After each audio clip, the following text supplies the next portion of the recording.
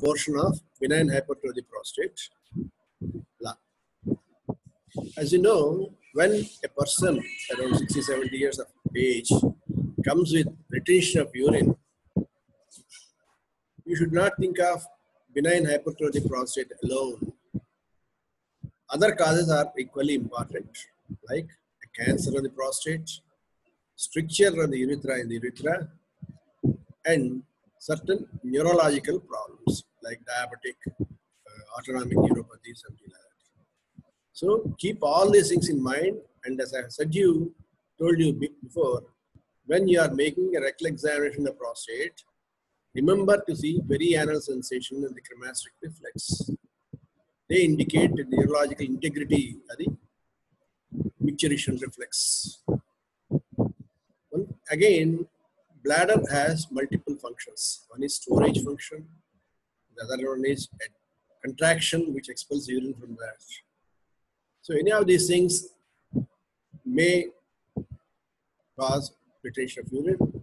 And another important thing is when the urine is there causing sensation to void and bladder contracts, the sphincter should relax. Then only one can pass urine. Otherwise one cannot pass urine. So remember all these things. And remember also that retention of urine due to prostate is the price we pay for being erect, walking on two legs. Quadrupeds, they do not develop retention of urine. They develop constipation instead. So this is a small price you are paying for being a biped, right? We have discussed previously about the symptomatology, investigations, and diagnosis cystoscopically of the benign hypertrophy of the prostate. And now we'll talk about management of benign hypertrophy of the prostate. Not all patients are treated surgically. Only some people are treated surgically. Many of them can be managed with medical management. When we were students in neurology, before that, there were no specific drugs available to treat prostate. We were using Ayurvedic drugs for medical management of prostate. Now, the etiology has been classified as two types of obstruction. One, a dynamic obstruction due to the sphincter predominating in alpha blockers, alpha receptors. Second, a static obstruction due to prostate. So, directed treatment for these things are made available now. We have many molecules, many treatments for the medical management. Surgical management is done for failure of the medical management for a long period, or acute retention in men with no other comorbid causes preventing surgery being performed. And all these patients with acute retention are kept on a catheter drainage for about 10 days because the bladder has to regain its strength to contract again. When, as I said, when retention occurs, that shows the decompensation of the detrusor muscle.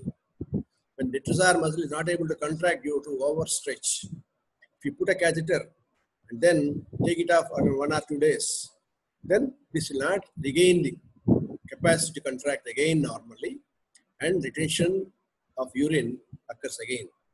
So they have to be given some trial, time at least 10 days, 7 to 10 days of drainage, so that the bladder regains its capacity to contract again. That is called trial of voiding after a period of catheterization. If the patient fails to pass urine, even after a trial of voiding, then we have to plan for prostatectomy. Because medical treatment will affect only those people with limited amount of residue in the bladder, but not with patients with retention, with lot of residue. Chronic retention and renal impairment. As we have discussed earlier, chronic retention of urine causes hypertrophy of the bladder musculature and contraction against resistance of the prostate, leading to bilateral hydrourethral nephrosis and renal impairment. As I said, this is one of the reversible causes of renal failure. So if you diagnose it early and treat by providing at least a catheter drainage, we can prevent renal impairment, and also you can see some improvement in the renal parameters. So chronic retention is another indication. But you should not operate immediately after a patient with chronic patient. You should catheterically train it, give him some supportive treatment, investigate him because all these patients are elderly and they have a lot of comorbid conditions like diabetes and hypertension. Treat them, get them under control, then only operate. And another thing you have to remember is when there is a catheter, there is always infection.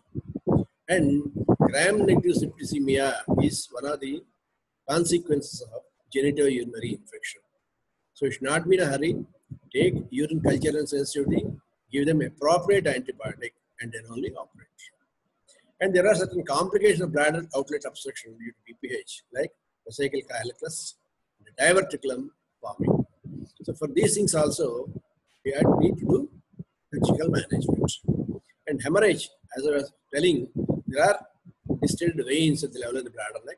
They may bleed. But don't assume that it is due to prostate alone. Investigate to rule out concomitant carcinoma of the bladder. Then, if it is recurring, you have to do a prostatectomy. And prostatectomy for severe symptoms of floods, lower urinary tract symptoms, increasing difficulty in micturition, considerable frequency day and night. Here, only indication cannot be frequency because frequency indicates an irritative symptom of the bladder, not an obstructive symptom. And this may not come back after normalcy after you operate. So if you do a surgery for a person having frequency alone and not retention by residual urine, he may not be benefited much. And delay, hesitancy, and poor stream are relative indications. If they are not improved after drug therapy, you think of surgical management. So what are the options available for treatment of BPH? Conservative methods. If patient has frequency, urgency, hesitancy, but not much of significant residual urine, you can manage conservatively. Some like watchful waiting, you just observe him, give him a reassurance that natural history of the prostate is so variable that it may not progress again, it may not progress further to cause any obstruction. This is true because the natural history of the benign hypertrophic prostate is so variable that it may not progress further and may not require surgery also. So reassure him, watchful waiting. If predominant symptom is nocturia, nocturnal frequency of urine, it is usually this symptom which disturbs the patient more than daytime frequency. Fluid restriction in the night time, reduction in the caffeine intake, no tea or coffee after 8 o'clock, something like that, you have to tell him. And another thing is to avoid constipation. That's another thing. I remember to have told you that in old people, constipation can be the cause of retention of urine. So avoid that. Then we have drug treatment now available by way of alpha blockers, which block the alpha receptors at the level of the bladder neck to cause an opening of the bladder neck. And 5 alpha reductase inhibitors, which inhibit conversion of testosterone to dihydrotestosterone, active component, which prevents further hypertrophy and hyperplasia of the prostate. Then interventional methods, surgical methods, TURP or prostatectomy by various means. Come to drug therapy. This is based on the premise that the dynamic obstruction is due to smooth muscle hyperplasia causing a functional obstruction. This bladder neck area is more containing alpha receptors, which are the reason for this. So if you block these alpha receptors by drugs, the bladder neck opens up. This is dynamic, contracts and relaxes. So it's not a static obstruction. So this is treated by alpha blockers. The commonly used alpha blockers are these alpha-zosine, doxazosine, prazosine. Prazosine is one of the drugs used previously. Sildenafil, tamsulosin, and these are the drugs used nowadays. And terazosin also used previously extensively. So all these alpha blockers block the alpha receptors of the bladder neck and take care of the dynamic obstruction, which is due to spasm of the muscle. One complication of these things is you have to tell the patient that he is likely to develop postural hypotension. So older people, when they go for toilet in the night time, they should not suddenly stand up because postural hypotension. So they'll have to sit up on the bed, wait for 3-4 minutes, then stand and go to the toilet. Most of these things, the older people, they sustain head injury by dropping down on the floor or hitting the head against the thing after developing postural hypotension. It is more dangerous. So we have to just advise them not to stand up suddenly, only take time to stand up so that postural hypotension doesn't occur. This is the important thing, a complicated side effect of the alpha blockers. Then we have the specific drug therapy. Sorry, static obstruction. Static means it's fixed. It will not open up or anything like that by using drugs. This arises from bulk enlargement of the hyperplastic process encroaching upon the prostate urethra. As I said, prostate, when it hypertrophies, there is a three-dimensional enlargement. One into the urethra, one and into the bladder, or if it's medial lobe, by means of medial lobe, and also enlarges posteriorly. Posterior enlargement is not significant in causing urinary obstruction. The medial lobe and the lateral lobes, so projection into the bladder and lateral lobe enlargement are the reason for retention of urine. And mind you, the size of the prostate has no relation to the amount of symptoms it produces. Even a small middle lobe can cause severe obstruction because it acts as a ball valve. When the patient tries to pass urine, the middle lobe blocks the internal urethral meatus. So there is difficulty in passing urine. It may be small, but produces severe symptoms, lot of hypertrophy and trabeculation of the bladder, and ultimately retention of urine. So remember that prostate size has nothing to do with the symptoms. And this intraurethral enlargement and the medial lobe enlargement are the reasons for obstruction. So this is dependent on the parenchyma, glandular element in the prostate, which causes the obstruction. So this is treated by 5-alpha reductase inhibitors. These are called ARIs. 5-alpha reductase inhibitors improve the lower urinary symptoms by reducing the prostate volume.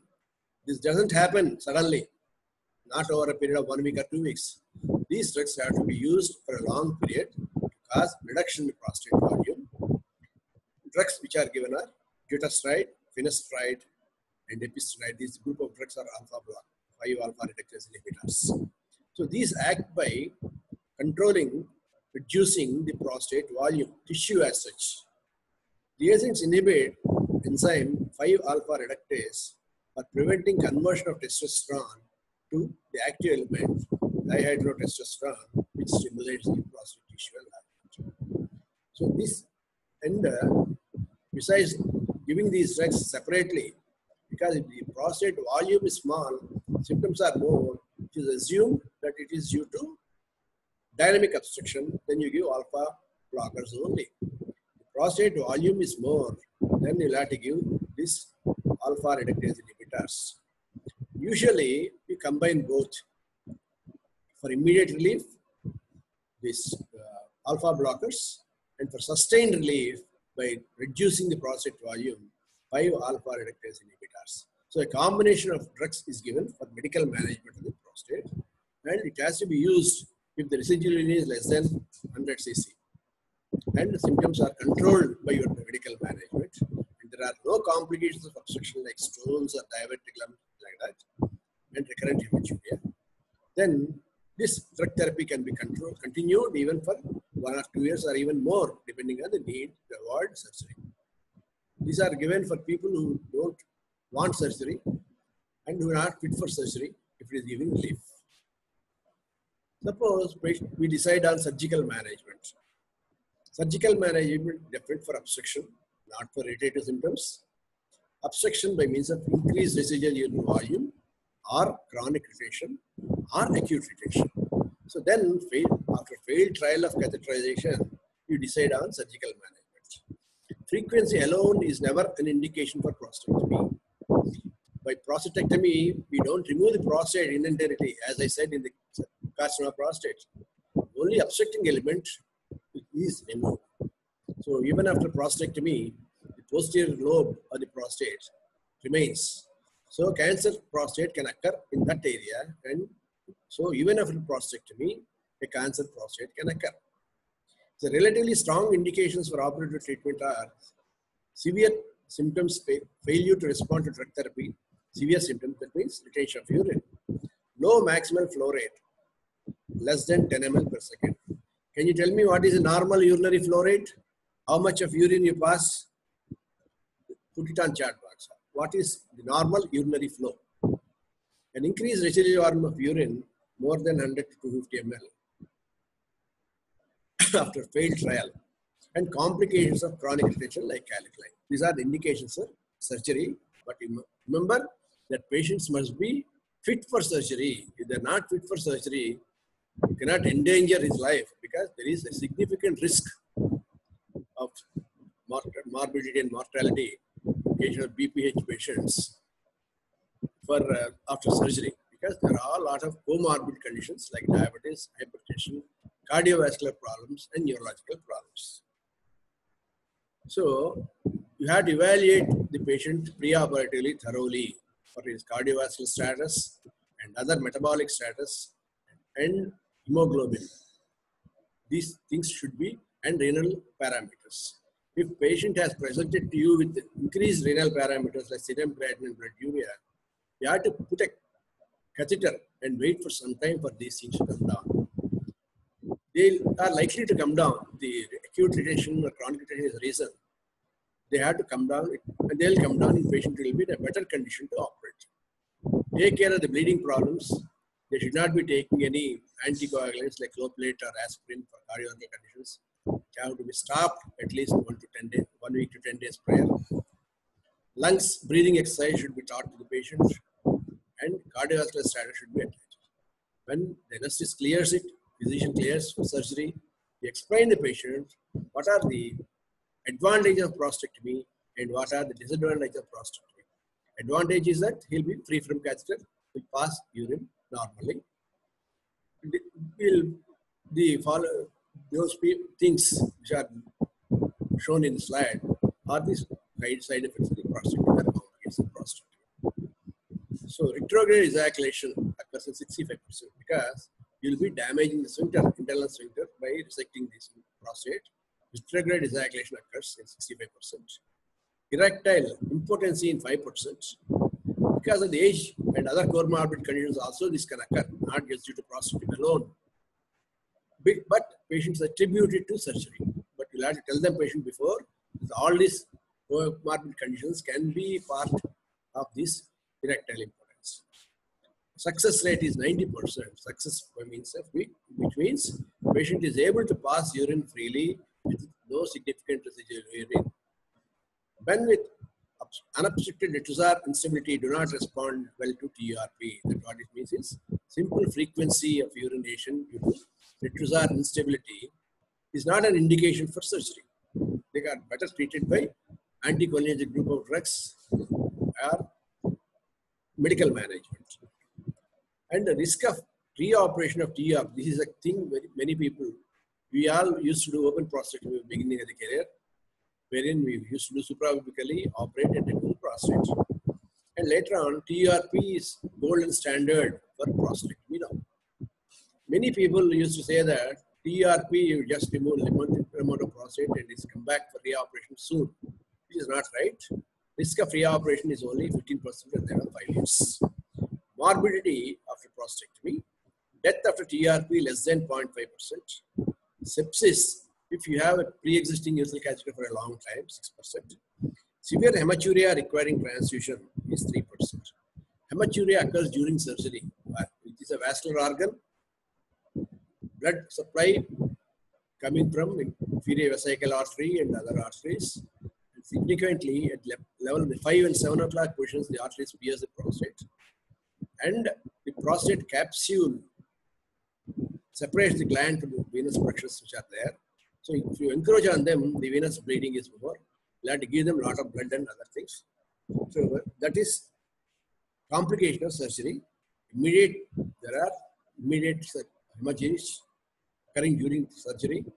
Secondary hemorrhage, reactionary hemorrhage after going into the post-operative care room when everything is okay. And secondary hemorrhage after the slough separates, there could be bleeding sometimes. So intraoperative reactionary in the postoperative waiting hall, secondary hemorrhage after 2 weeks or 3 weeks or these things. So you have to advise the patient to be available near the, in the same town till this period is over.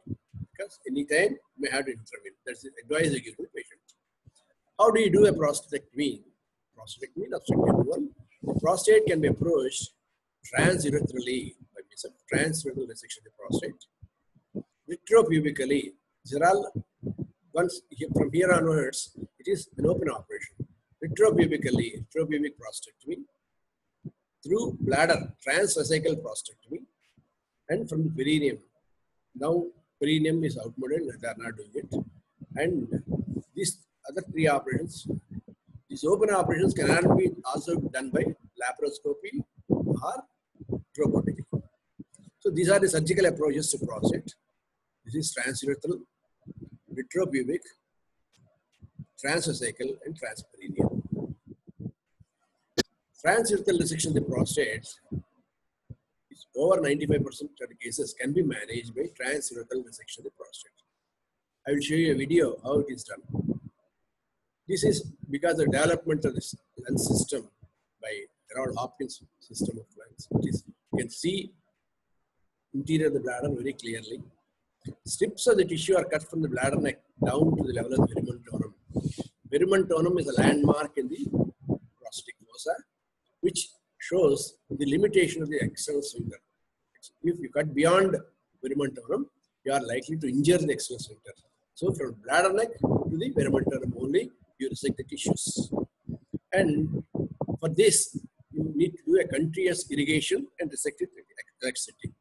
So for the continuous irrigation, you cannot use saline because saline dissipates electrical energy and you will be using electrical energy for this thing.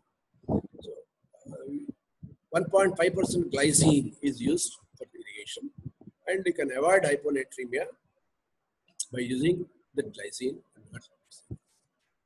Saline cannot be used. Nowadays, of course, there are improvement wherein you can use also saline for the different type of current which is used. With a large median lobe.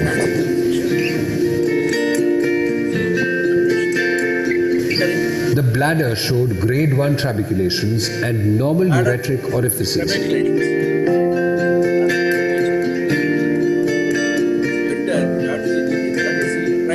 And the large median lobe showed increased vascularity.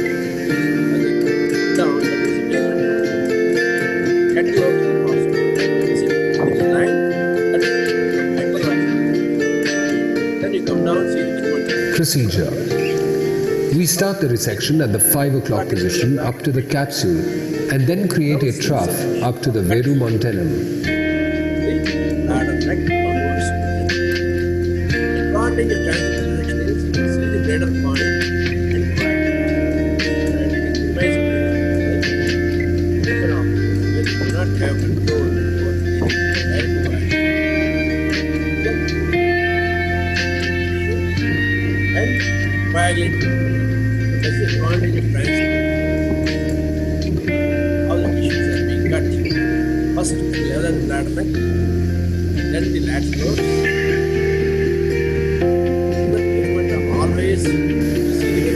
After that, we start the resection at the 7 o'clock position to create a trough.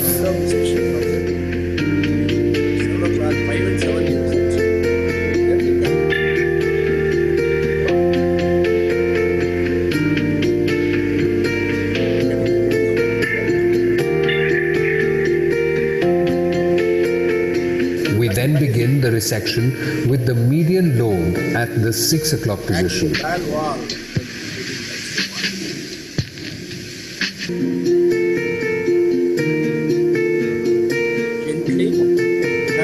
Prostatic fossa is cleared, right? So that is a TRP which is done. That is the gold standard of treatment now for benign hypertrophy of the prostate. Of course, the energy sources are changing to laser and other things, but the main thing is then the retropubic prostatectomy. This used to be a popular one. You give a suprapubic incision with the Trendelenburg portion, separation of bladder and prostate in the posterior aspect of the pubis. There are ligaments joining too. Then incision of the anterior capsule of the prostate, diathermy below the bladder neck. Exposed prostatic adenoma is enucleated with the finger. And secondary stricture is prevented by taking out a wedge from the posterior of the bladder neck. So you don't open the bladder, just cut anteriorly the prostate capsule, break the capsule, and remove the adenoma, and take a wedge from the posteriorly and close it or a catheter. So this doesn't involve opening of the bladder. Of course, all these things are kept. The suprapubic catheter is there. For retropubic, you don't usually put a suprapubic catheter, only three-way Foley catheter for drainage and irrigation. Drain, suprapubic drain is kept, which is removed after the drainage stops. Transvesical prostatectomy used to be the commonest operation being done because even everybody, including general surgeons, we used to do like this. Here, once again, the bladder is opened extraperitoneally. How is the bladder identified? Bladder is identified by means of its muscle. Then, as I said in the anatomy, it doesn't, the anterior surface is not covered by peritoneum. As you instill the, saline into the bladder and distend it, the peritoneum gets peeled off only on the superior surface. So, identify by means of muscle. There are muscles coursing over that, and you can aspirate urine if you put in a needle. You have to remember this because in the postoperative bladders, unless you aspirate urine, you cannot be very sure that what you are opening is the bladder only. So these are the three things: musculature and vascularity and aspiration from the urine from the bladder. This is how you identify the bladder. The bladder is open. Here, transvesical prostatectomy, bladder is open. And you put a finger into the bladder neck, and prostate is enucleated with a plane between the adenoma and the false capsule. Here, you cannot go beyond the capsule to cause bleeding. Whereas in TRP, you can go beyond the capsule and enter in venous plexus, causing torrential bladder. The postoperative irrigation of the bladder with sterile solution by means of three-way Foley catheter is given for about 24 hours. Once it stops, you can stop irrigation, but continue catheter drainage for at least 3-4 days. Perineal prostatectomy is not done nowadays. So what are the complications of prostate surgery? The single most important complication of prostate surgery is hemorrhage. As I said, on the table, operative, the recovery, reactionary, and even secondary after 2-3 weeks. After 2-3 weeks, because of the separation of the eschar. Perforation of the bladder or prostate capsule is another complication, wherein you perforate the bladder. It happens when you are resecting on one side, there is an obturator nerve, and the current is transmitted to the obturator nerve, and there is a jerk, obturator jerk. This time, when the resectoscope goes into the bladder, you have to recognize it, and that is it. But you can still continue the surgery. Sepsis, as I said, urosepsis is one of the dangerous things in urinary system, which is obstructed. So we have to take care of sepsis by doing preoperative culture and giving appropriate antibiotic. Incontinence, if you damage the sphincter, there will be incontinence. Patient will be able to pass urine. Post-prostatectomy incontinence may be transitory for some people, but may continue for some people, which is a trial complication. As I said, always said, retrograde ejaculation impotency. Then, after transurethral resection, urethral stricture is an important complication. Many people do optical urethrotomy for the stricture before they do prostatectomy because they'll be using big size instruments. 26 French is a very big thing. Normal catheter is 16 French. You use about 26 French or 24 French resectoscope to resect the thing. So there is chance of urethral stricture and bladder neck contracture also. Once you are resecting the bladder neck also, there can be a stricture of the bladder neck. And the chance of reoperation, as I said, after open operation almost nil because you are removing the whole adenoma in your head. Whereas for transurethral resection, there are limited chances of reoperation. Water intoxication, when you are irrigating this thing and a lot of fluid is absorbed into the circulation because of the open veins, there can be intoxication.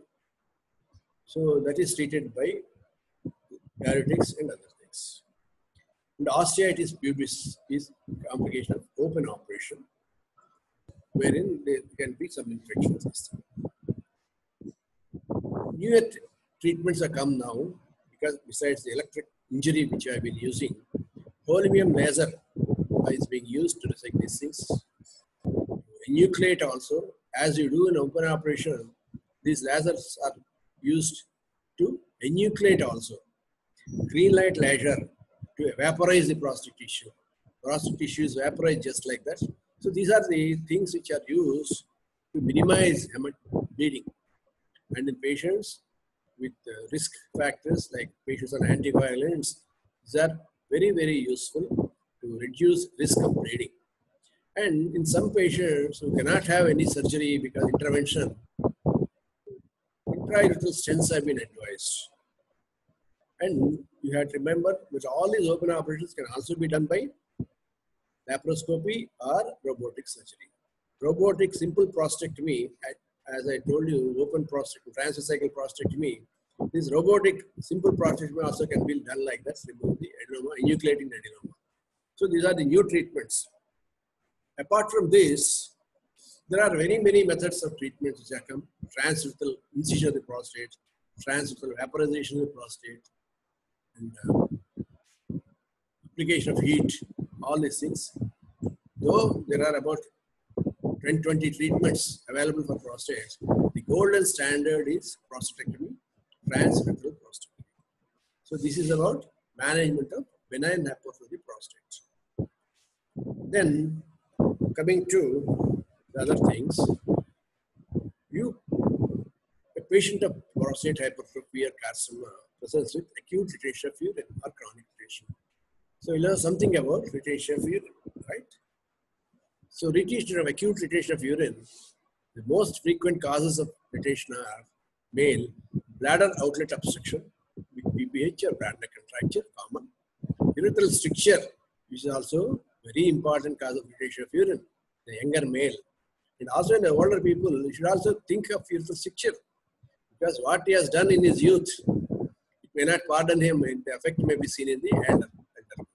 So by BPH, carcinoma prostate, stricture urethra, and urological problems should be thought of. In females, historical retention of urine is also very important, come down to later. Then simple thing like phimosis. What is phimosis? Phimosis is inability to retract the prepuce beyond the coronal sulcus. That's the definition of phimosis. In children, the separation of prepuce in the glands occurs normally by the delivery, or it may take some time, 1 or 2 years. Before that, whenever the child passes urine, there is ballooning of the prepuce. So this may gradually that leaks, but this can be in adult. This can be an important cause of retention of urine. The condition cause balanitis erotica obliterans. In female, retroverted gravid uterus compressing in the bladder neck is a reason for retention of urine. Bladder neck obstruction is rare, but hysterical cause is very common in females, hysterical retention of urine. In both of these sexes, blood clot, if there is hematuria and there is a clot, blood clot or chylous clot can be reason for retention of urine. I remember to have been called in casualty around 2 o'clock in the morning. The patient in retention of urine. The patient had chyluria. He was not able to pass urine. But I went there to examine and I seen him and changed the position and asked him to lift the bladder, legs and lie down like that. Then suddenly he was able to pass urine. This is clots discharged from the level of internal meatus. The patient is able to pass urine. Usually soft clots get passed. The bigger clot gets stuck up. Then urethral calicus. Urethral calicus, the vesical calicus also, small vesical calicus comes into the bladder neck and blocks it, or into the prostate urethra, blocks it. Then that causes acute retention of urine. Rupture of the urethra, as we have discussed in urethral ruptures. When there is a rupture, it causes retention of urine. Neurogenic injury or disease of spinal cord. When there is fractured spine and injury of spinal cord, there is acute retention of urine. For a period of time, this recovers based on where the lesion is. If the sacral center is damaged, patient is unlikely to recover. But certain times there will be reflex bladder, wherein after attaining some amount of volume, it reflexes automatically. So these people also have developed retention of urine. Smooth muscle cell dysfunction associated with aging. Elderly people, mainly women, they are affected by this. Fecal impaction, as I told, that's a very important cause in elderly people who take little amount of food and little amount of water. They lead on it. Anal pain, hemorrhoidectomy, painful conditions in the perianal regions cause retention of urine, like fissure in ano, post-operative piles, or pre-operative the piles itself. It can cause retention of urine. And post-operative analgesia treatment. Intensive post-operative analgesia. Suppose patient is given after surgery some sedative that causes retention of urine because he is not attentive enough to pass urine. The certain drugs also cause retention of urine. And another important thing to remember is spinal anesthesia. You do hydrocele and hernia operations under spinal anesthesia, and patient does not pass urine immediately. So you have to try, ask the patient to stand up and pass, because we have stopped passing urine lying down posted on the bed long time back. We have grown up. So these people cannot pass urine in a lying down posture.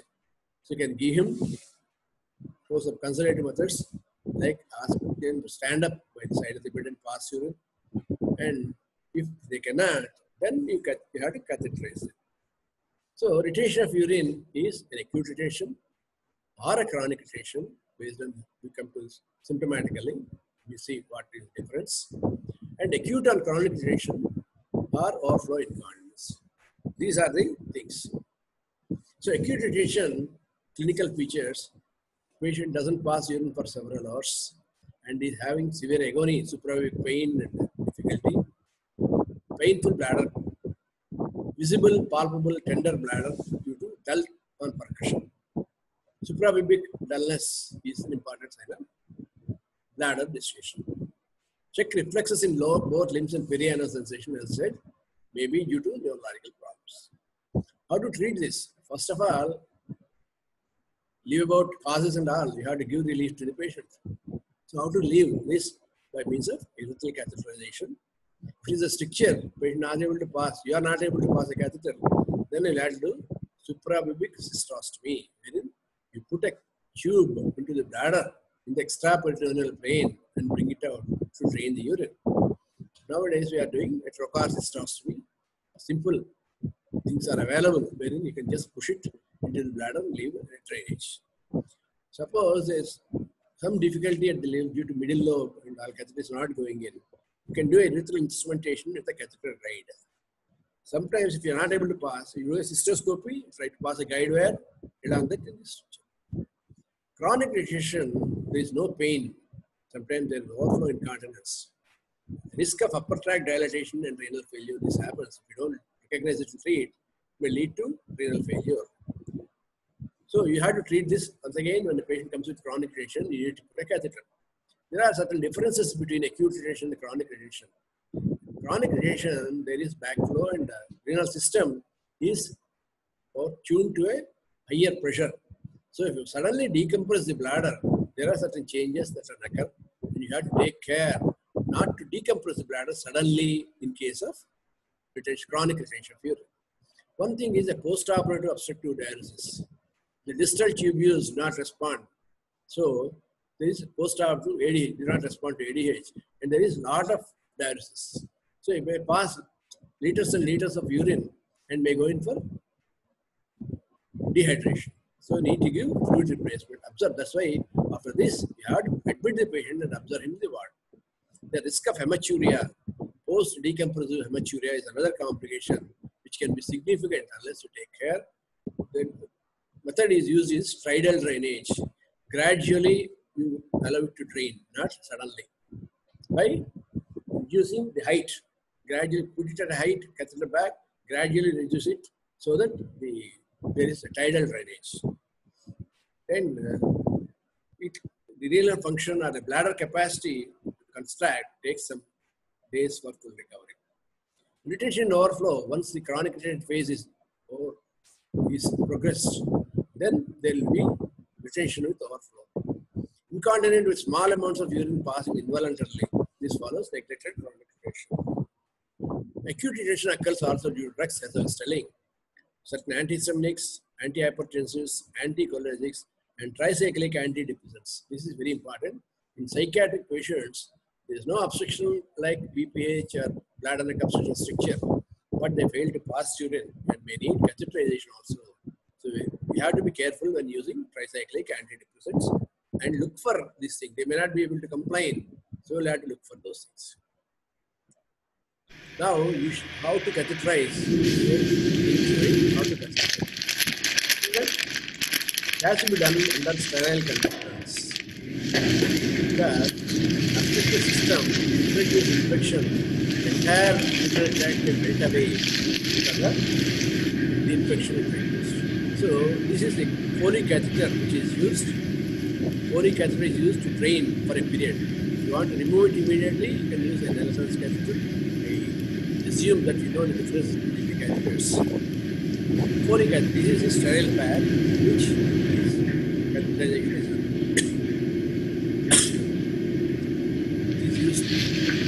Cleaning of the parts is very important. Patient's genitalia are exposed and we have to clean, shave and clean the area, and always you have to use sterile pads. There is an entrapment pad under the patient. The catheter will drain out. So to prevent spillage, you have to do that. Then gradually cleanse the area.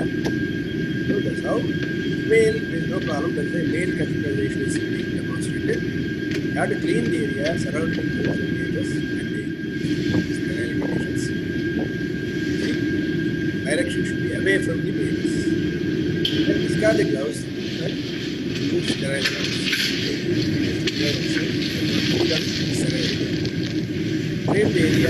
I'm going to insert some local anaesthetic now. It might sting a little bit, but it should go numb quite quickly.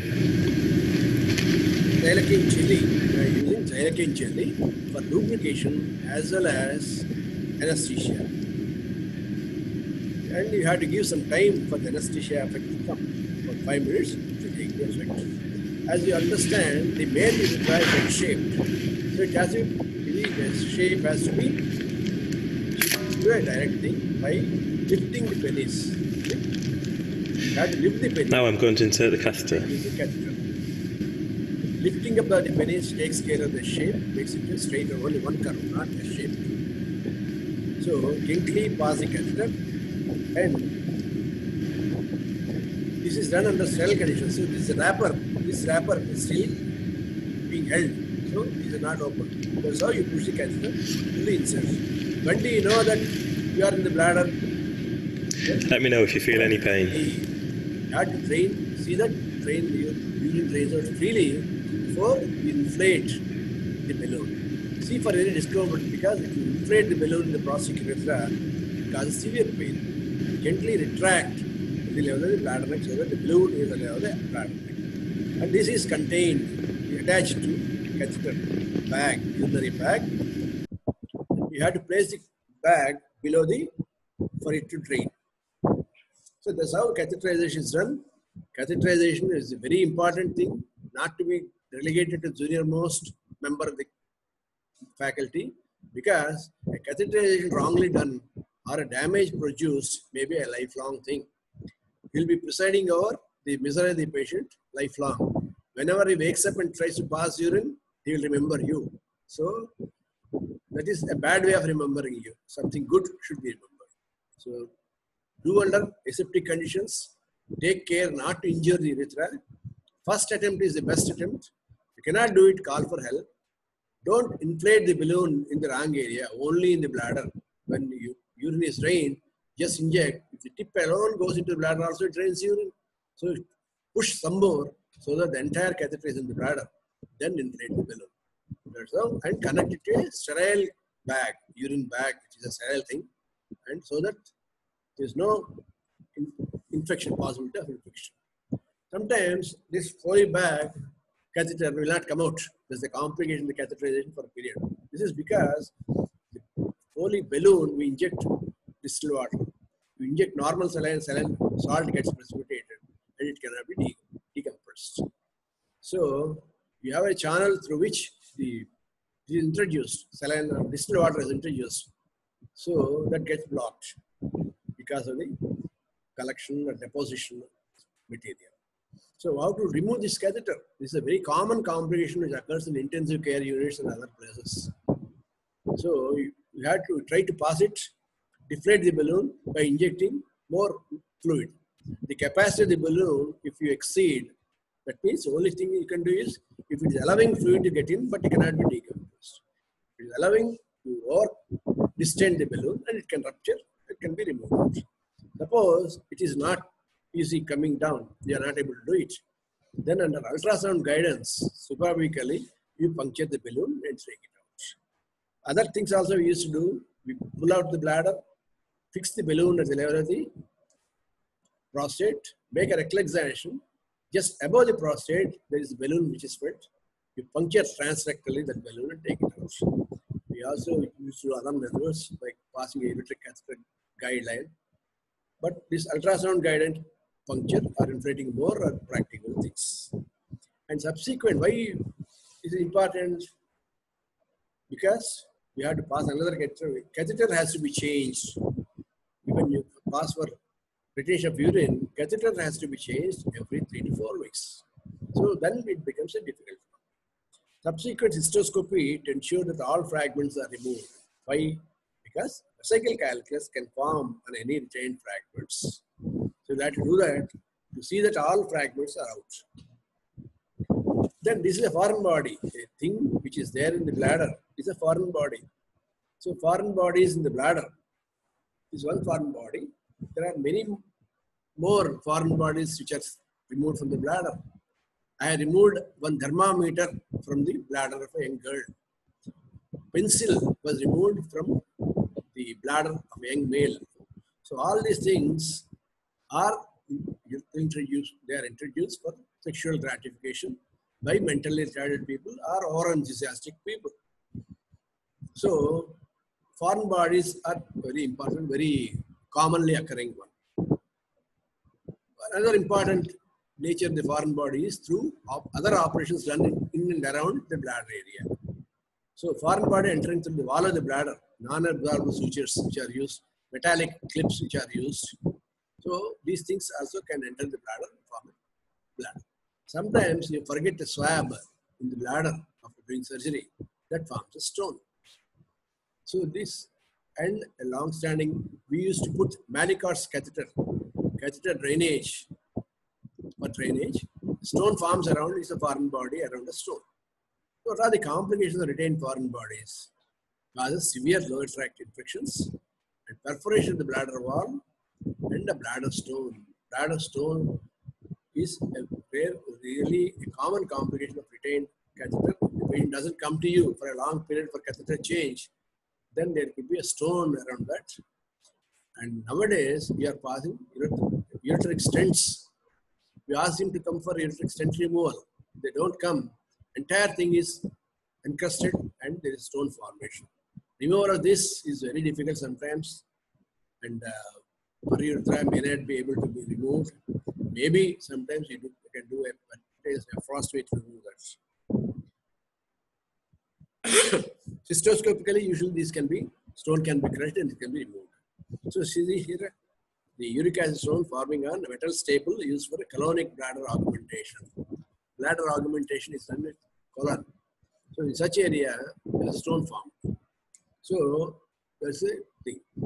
So this is regarding management of the benign hypertrophy of the prostate and the method of catheterization which is done for a patient with chronic retention of urine or acute retention of urine, and certain foreign bodies which occur due to this retained Foley catheter for a long period are ruptured by Foley catheter with things remaining. So, come to any questions about this? Any questions?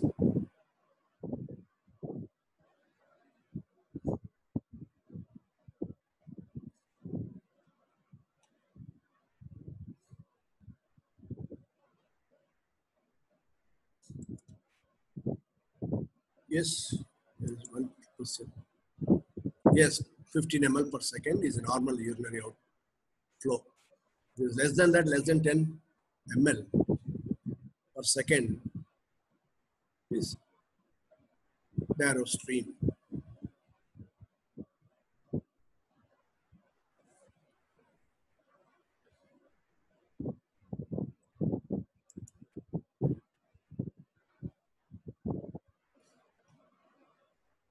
No more questions? How do you differentiate benign hypertrophy for a carcinoma prostate? Post-operative persistent incontinence after prostatectomy. What is the current treatment? Watchful waiting, because that may come down after these things can improve after time. You have to reassure the patient to say that this is due to, if it is due to the damage, not the sphincter as such, but due to the energy source. Damage due to energy will come down to normalcy and we may be able to pass urine normally without incontinence. Mostly then usually doesn't come to again a surgery, but there are surgical procedures available for persistent incontinence after prostatectomy, which need to be done if the incontinence continues for a long period and there is high grade incontinence.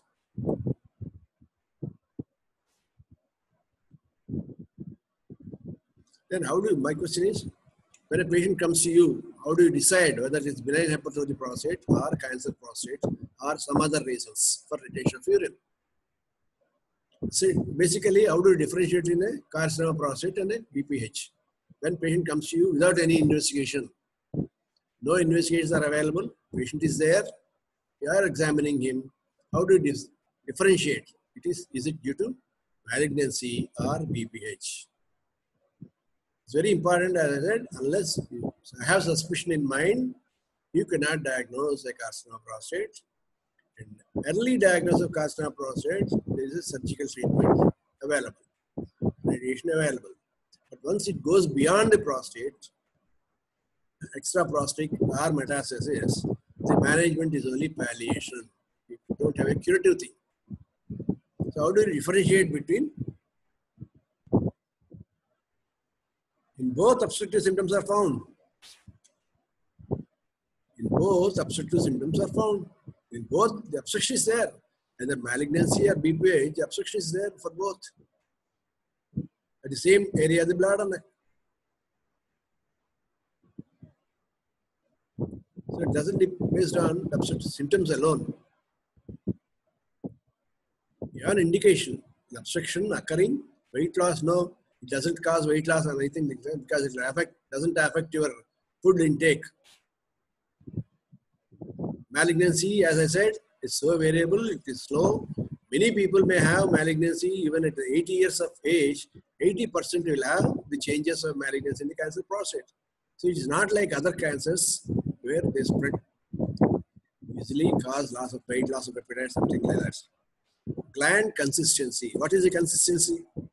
It is a non-specific thing. How do you find cancer prostate? How do you find benign hypertrophy? What is the consistency of the prostate in benign hypertrophy? I told you one example, how it looks like. The consistency of the BPH is like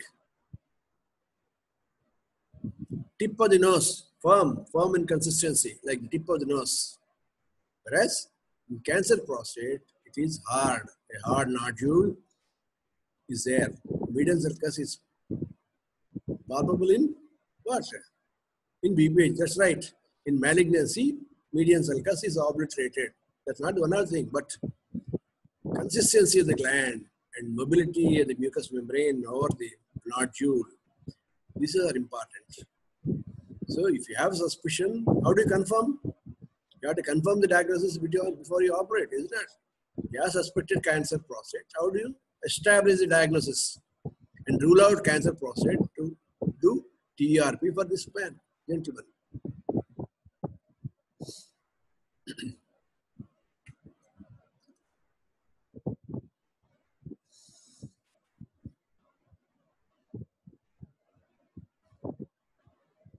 You have to distinguish between cancer prostate and BPH before you treat. Whenever patient comes, I told you, you have to make it regular. I mean, compulsory to make a rectal examination in any person who comes beyond 50 years of age with lower urinary tract symptoms.